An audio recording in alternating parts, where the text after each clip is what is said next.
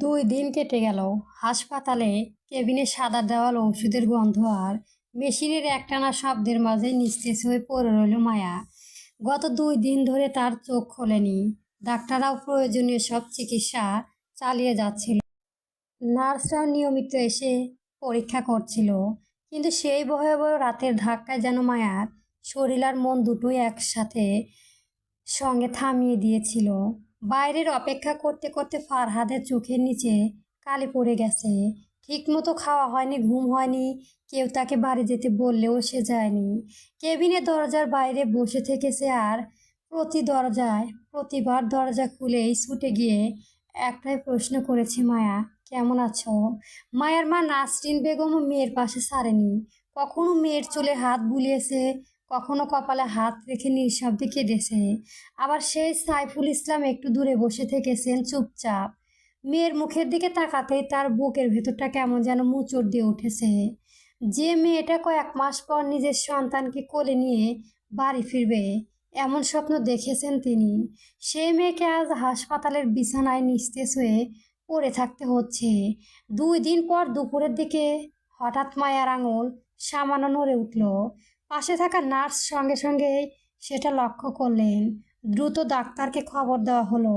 কিছুক্ষণ পর ডাক্তার এসে মায়াকে পরীক্ষা করালেন। ধীরে ধীরে মায়ার চোখের পাতা কাঁপাতে শুরু করলো। তারপর খুব আস্তে চোখ খুলল সে। প্রথমে কিছুই বুঝতে পারল না মায়া। সাদা ছাদে আশেপাশে অচেনা শব্দ, শরীর জুড়ে অদ্ভুত ভারী একটা অনুভূতি। কয়েক সেকেন্ড পর ধীরে ধীরে আগের রাতের কথাগুলো মনে পড়তে শুরু করলো। নিজের ঘর, তারেক, তানিয়া, দরজার সামনে দাঁড়িয়ে থাকা ফারহাদ। তারপর সেই অসহ্য পেটের ব্যথা। মায়া নড়তে চাইল, কিন্তু শরীর যেন তার কথা শুনল না। ভাইয়া শব্দটা এতই ক্ষীণ ছিল যে পাশে থাকা নাসরিন বেগম প্রথমে বুঝতেই পারলেন না। মায়া আবার ডাকলেও ভাইয়া। নাসরিন বেগম চমকে উঠে মেয়ের মুখের দিকে তাকালেন। মেয়ের চোখ খোলা দেখে তার বুকের ভেতরটা কেঁপে উঠল। মা! তিনি সঙ্গে সঙ্গে মায়ার হাত ধরে ফেললেন। তুই জ্ঞান পেয়েছিস মা? মায়া কিছুক্ষণ মায়ের দিকে তাকিয়ে রইল। গলা শুকিয়ে গেছে, কথা বলতেও কষ্ট হচ্ছে। আমি কোথায়? হাসপাতালে মা। কথাটা শুনে মায়া কিছুক্ষণ চুপ করে রইল। তারপর ধীরে ধীরে তার হাত নিজের পেটের উপর চলে গেল। মা! ও মা! ভাইয়া কোথায়? বাইরে আসছে, ডাকছি। নাসরিন বেগম দ্রুত বাইরে গিয়ে ফারহানকে খবর দিলেন। খবর শুনে ফারহাদ যেন কয়েক মুহূর্তের জন্য নিজের কানকে বিশ্বাস করতে পারল না। তারপর দ্রুত কেবিনে ঢুকলো। বোনের চোখ খোলা দেখে সে থমকে দাঁড়ালো। 2 দিন ধরে যে চোখ দুটো বন্ধ ছিল, সেই চোখ দুটো আজ তার দিকে তাকিয়ে আছে। ফারহাদ আগে গিয়ে মায়ের হাত ধরলো। মায়া তার গলা কেঁপে গেল। তুই আমাকে কত ভয় পাইয়ে দিয়েছিলি জানিস? মায়ের দুর্বল চোখে ভাইয়ের দিকে তাকিয়ে বলল, আমি কতদিন এভাবে ছিলাম? 2 দিন। 2 দিন? ফারহাদ মাথা নাড়ল। মায়া কিছুক্ষণ চুপ করে রইল। তারপর আবার নিজের পেটের উপর হাত রাখলো। মুখেও অদ্ভুত একটা শান্ত ভাব ফুটে উঠল। ভাইয়া, আমার বাচ্চা কই? প্রশ্নটা শুনে ফারহাদের মুখে সমস্ত স্বাভাবিকতা মিলিয়ে গেল। নাসরিন বেগম মাথা নিচু করে ফেলেন। দুজনে আচরণ। মায়ার চোখ এড়ালো না। কি হয়েছে? কেউ উত্তর দিল না। মায়া একটু উঠে বসার চেষ্টা করলো। ভাইয়া, আমার বাচ্চা কোথায়? ফারহাদ দ্রুত তাকে শুইয়ে দিল। তুই এখন বেশি নড়বি না। আমি জিজ্ঞেস করছি, আমার বাচ্চা কোথায়? মায়া আগে শরীরটা একটু। ভাইয়া। মায়ার গলা কেঁপে উঠল। আমার দিকে তাকিয়ে কথা বল। ফারহাদ এবার চোখ তুলে তাকালো। তার চোখের পানি দেখে মায়ার বুকের ভেতরটা ধক করে উঠল। আমার বাচ্চার কিছু হয়েছে? ফারহাদ মুখ খুলল, কিন্তু কোনো শব্দ বের হলো না। মায়া এবার মায়ের দিকেই তাকালো। মা, তুমি বলো। নাসরিন বেগম মেয়ের হাত নিজের 2 হাতের মধ্যে নিয়ে কাঁদতে শুরু করলেন। মা, কি হয়েছে? তুই আগে শান্ত হ। কেন? সবাই আমাকে শান্ত হতে বলেছে। মায়ের শ্বাস দ্রুত হয়ে উঠল। আমার বাচ্চা ঠিক আছে তো? ঘরের ভেতর কয়েক সেকেন্ড জন্য শুধু মেশিনের শব্দ শোনা গেল। তারপর ফারহাদ চোখ নামিয়ে খুব আস্তে বলল, মায়া, ডাক্তার অনেক চেষ্টা করেছে। মায়ের বুকের ভেতরটা কেঁপে উঠল। কি চেষ্টা? ফারহাদের গলা ভেঙে গেল। কিন্তু আমাদের বাচ্চাটা নেই রে। মায়া স্থির হয়ে গেল। কথাটার অর্থ যেন সে বুঝতেই পারল না। নেই। ফারহাদ কোনো উত্তর দিল না। মায়া আবার বলল, নেই মানে?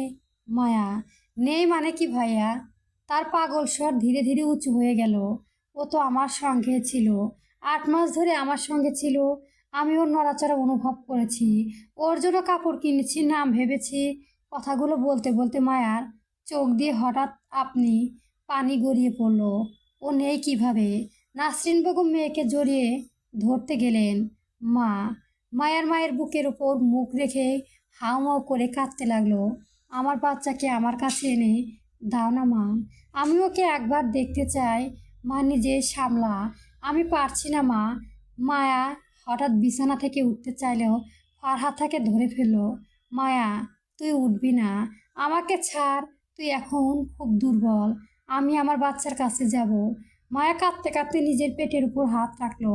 ওকে আমি একবার দেখব, শুধু একবার, আমাকে যেতে দাও ভাইয়া। তার কান্নার শব্দ নার্স দ্রুত কেবিনে ঢুকে পড়লেন। মায়ের শ্বাস তখনও দ্রুত হয়ে গেছে, পুরো শরীর কেঁপে কাঁপছে। নিজের সন্তানকে হারানোর সত্যিটা মেনে নেওয়ার আগেই যেন সে সন্তানকে খুঁজতে মরিয়া হয়ে উঠেছে। আমার বাচ্চা, আমার বাচ্চা কোথায়? ডাক্তারও দ্রুত ভেতরে এসে পরিস্থিতি সামলাতে লাগলেন। মায়া, আপনি শান্ত হন, আপনার শরীর এখনও দুর্বল, খুব দুর্বল। আমি শান্ত হতে পারছি না, আপনাকে এখন উত্তেজিত হওয়া যাবে না। আমার বাচ্চা নেয়ার আমি শান্ত থাকবো কিভাবে? মায়ার কণ্ঠে তো তখন শুধু কান্না আর অসহায়ত্ব। ডাক্তার কিছুক্ষণ তাকে দেখলেন, তারপর বাইরে দাঁড়িয়ে থাকার পরিবারের দিকে তাকিয়ে বললেন, আপনারা এখন সবাই একটু বাইরে যান, ওকে কিছুটা সময় দেন। ফারহাদ সঙ্গে সঙ্গে বলল, ডাক্তার আপনি বাইরে থাকুন, এখন ওকে যতটা সম্ভব শান্ত রাখতে হবে। ফারহাদ বোনের দিকে তাকালো। মায়া তখনও কাঁদছে। ভাইয়া, যাস না। ফারহাদের বুকটা মোচড় দিয়ে উঠল। সে মায়ার কপালে হাত রেখে ধীরে বলল, আমি বাইরে আছি, দরজার ওপাশে আছি, কোথাও যাব না। মায়া চোখ বন্ধ করে কাঁদতে কাঁদতে বলল, আমার বাচ্চা। ফারহাদ আর কোনো উত্তর দিতে পারল না। চোখ মুছে ধীরে ধীরে কেবিন থেকে বেরিয়ে গেল। দরজা বন্ধ হয়ে গেল। বাইরে দাঁড়িয়ে থাকা নাসরিন বেগম মুখ আঁচল চেপে কাঁদছিল।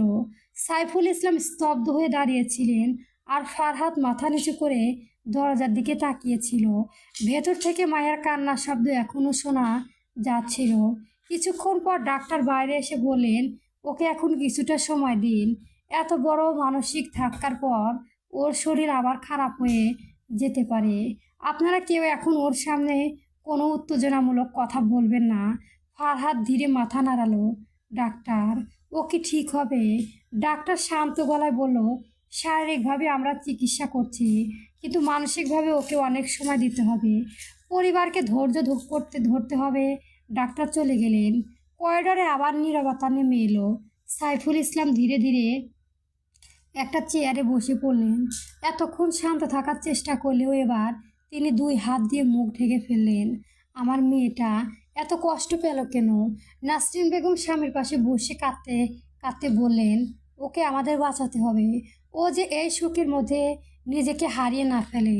ফারহাদ কোনো কথা বলো না, সে শুধু কেবিনে বন্ধ দরজার দিকে তাকিয়ে রইল। এই মুহূর্তে তার পৃথিবীর আর কিছুই নেই। দরজা বন্ধ, ভেতরে মায়া ঘুমিয়ে আছে। ডাক্তারদের পরামর্শ অনুযায়ী তাকে ঘুমের ওষুধ দেওয়া হয়েছে, কারণ জ্ঞান ফেরার পর সন্তান হারানোর খবরটা জানার পর থেকে সে বারবার অস্থির হয়ে উঠেছিল। শরীর এখনও পুরোপুরি সামলে উঠতে পারেনি। তার উপর মানসিক ধাক্কাটা এতটাই তীব্র যে সামান্য উত্তেজনাতেও তার শারীরিক অবস্থা খারাপ হয়ে যেতে পারে। নাসরিন বেগম মেয়ের মাথায় পাশে বসে আছেন, মাঝে মাঝে মায়ের কপালে হাত বুলিয়ে দিচ্ছেন। মেয়ের মুখের দিকে তাকালেই তার চোখ ভিজে যাচ্ছে। সাইফুল ইসলাম কিছুটা দূরে চুপচাপ বসে আছেন। মানুষটা যেন গত দুদিনেই অনেকটা বদলে গেছেন। চোখের নিচে ক্লান্তির ছাপ, মুখে কোনো কথা নেই, বারবার শুধু মেয়ের দিকে তাকাচ্ছেন। আর কেবিনের বাইরে দাঁড়িয়ে আছে ফারহাদ, 2 হাত বুকের উপর ভাঁজ করে দরজার দিকে তাকিয়ে আছেন সে। তার মাথা বরাবর একটা কথাই ঘুরছে, মায়া যখন আবার জ্ঞান ফিরে পুরোপুরি স্বাভাবিক হবে তখন সে কিভাবে এই শূন্যতা মেনে নেবে। কিছুক্ষণ পর একজন নার্স কেবিন থেকে বেরিয়ে এলেন, ফারহাদের সঙ্গে উঠে দাঁড়ালো। আপা, মায়া কেমন আছে? এখন ঘুমাচ্ছে, ঔষধের কারণে কিছুক্ষণ ঘুমাবে। আপনারা ওকে বিশ্রাম নিতে দিন। ফারহার কিছুক্ষণ ইতস্ত করেই বলল, আপা, ও যে বাচ্চাকে একবার দেখতে চেয়েছিল। নার্স কিছুক্ষণ চুপ করে থেকে শান্ত গলায় বলল, ডাক্তাররা বিষয়টা দেখছে, এখনই ওকে বলা যাবে না। তবে বাচ্চাটাকে হাসপাতালের নিয়ম অনুযায়ী সংক্ষিপ্ত অবস্থায় রাখা হয়েছে। ফারহাত অবাক হয়ে তাকালো। মানে, মায়ের শারীরিক ও মানসিক অবস্থা একটু স্থিতিশীল হলে যেন শেষবারের মতো সন্তানকে দেখতে পারে সে ব্যবস্থায় রাখা হয়েছে। এখন ওকে দেখালে আবার বেশি উত্তেজিত হয়ে যেতে পারে। তাই চিকিৎসকের পরামর্শ অনুযায়ী আপাতত অপেক্ষা করা হচ্ছে। ফারহাত কিছুক্ষণ কোনো কথা বলল না। তার বুকের ভেতরটা কেমন ভার হয়ে এলো। একটা ছোট্ট প্রাণ যে পৃথিবীর আলো দেখার আগেই চলে গেল, এখন হাসপাতালের নির্দিষ্ট ব্যবস্থাপন রাখা আছে শুধু তার মায়ের অপেক্ষায়। ফারহাদ চোখ নামিয়ে নিল। মায়া যখনই চাইবে তখন যেন ওকে দেখতে পারে। নার্স মাথা নাড়ালেন, হ্যাঁ, তবে ওর শারীরিক অবস্থা এবং চিকিৎসকের অনুমতি অনুযায়ী। নার্স চলে গেল। ফারহাদ আবার দরজার দিকে তাকিয়ে রইল। ভেতরে তার বোন ঘুমিয়ে আছে, আর বাইরে দাঁড়িয়ে এসে ভাবছে, জেগে ওঠে আবার নিজের সন্তানকে খুঁজবে, তখন কিভাবে তাকে সামলাবে সে। অন্যদিকে হাসপাতালের নিচে দাঁড়িয়ে ছিল তারেক। গত দুদিন তার চেহারায় ক্লান্তি জমেছে, চোখ ঘুম নেই, বরাবর ফোন হাতে নিচ্ছে আবার রেখে দিচ্ছেন। মায়ের সঙ্গে দেখার পর ইচ্ছেটাও প্রবল হলেও ফারহাদের কথাগুলো তার কানে এখনও ভাসছে। আমার বোনের সামনে যাওয়ার অধিকার তুই নিজের হাতে শেষ করে দিয়েছিস। তারেক জানে কথাটা মিথ্যে নয়। কিছুক্ষণ পর তার ফোনে তানিয়া কল এলো। তারেক কয়েক সেকেন্ড স্ক্রিনের দিকে তাকিয়ে থেকে কলটা ধরলো। হ্যালো। ওপাশ থেকে তানিয়া গলা খুব নিচু, তুমি এখনো হাসপাতালে? হুম। মায়া কেমন আছে? তারেক দীর্ঘশ্বাস ফেলল, ঘুমাচ্ছে। তানিয়া কিছুক্ষণ চুপ করে থাকলো, তারপর বলল, ও বাচ্চাটাকে দেখতে চেয়েছে। তারেকের বুকটা হঠাৎ ভার হয়ে গেল। হ্যাঁ। তানিয়ার কিছু বলো না, কিন্তু ফোনের ওপাশে তার মুখে যেন অভিব্যক্তি ফুটে উঠল। সেটা তারেক দেখতে পেল না।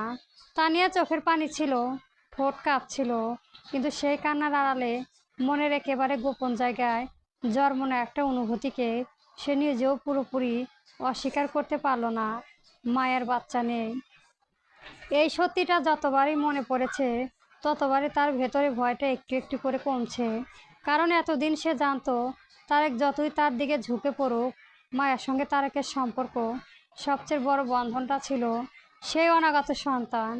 মায়ের মা হবে, তারেকে বাবা হবে, সেই সম্পর্কে মাঝে তানিয়ার জায়গা কোথায়? কোথাও নাই। কিন্তু এখন এখন সেই সন্তান আর নেই। তানিয়া চোখ বন্ধ করলো। মনের ভেতর একটা নিষ্ঠুর চিন্তা ধীরে ধীরে মাথায় তুলল, তাহলে কি একবার তারেক সত্যি মায়ের কাছ থেকে দূরে সরে যাবে? ভাবনাটা আসতে তানিয়ার বুকের ভেতর অদ্ভুত এক স্বস্তি ছড়িয়ে পড়লো। সে সঙ্গে সঙ্গে নিজের মনকে থামাতে চাইলো। না, আমি তো এটা চাইনি। কিন্তু নিজের কাছে মিথ্যেটা বলতে গিয়েও তারেক ঠোঁটের কোণে ক্ষীণ একটা হাসি ফুটে উঠল। মায়ের সন্তান হারানোর জন্য তার চোখের পানি ছিল, কিন্তু সেই পানির আড়ালে কোথাও একটা স্বস্তি ছিল না। কারণ সে ভাবছিল এখন হয়তো তারেকের জীবনে মায়াকে ধরে রাখার মতো আর কিছুই নেই। তানিয়া তারেকের গলায় শুনে তানিয়া বাস্তবে ফিরল। হুঁ, কিছু বলেছিলে?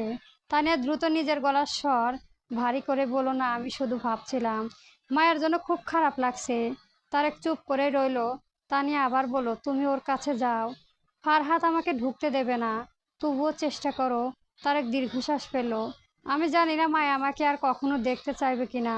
তানিয়া এবার কিছুক্ষণ চুপ করে থেকে বলল, তুমি ওর স্বামী, ও যতই রাগ করুক তোমার দায়িত্ব তো শেষ হয়ে যায়নি। কথাটা শুনতে তারেক মাথা নিচু করলো। দায়িত্ব, সে খুব আস্তে শব্দটা উচ্চারণ করলো। আমি যদি দায়িত্বটা ঠিক মতো পালন করতাম তাহলে আজ এত কিছু হতো না। তানিয়ার কোনো উত্তর দিল না। তার মুখে সেই ক্ষীণ হাসিটাও মিলিয়ে গেল, কারণ তারেকের কথায় অনুশোচনা ছিল। আর সেই অনুশোচনার ভেতরেও সে একটা ভয় দেখতে পেল। তারেক এখনো মায়াকে নিয়ে ভাবছে। এই ব্যাপারটায় তানিয়ার সবচেয়ে বেশি ভয়। রাত আরো গভীর হলো। মায়া তখনও ঘুমিয়ে। নাসরিন বেগম মেয়ের পাশে বসে কোরআন পড়েছেন। সাইফুল ইসলাম বাইরে গিয়ে কিছুক্ষণ চুপচাপ দাঁড়িয়ে রইল।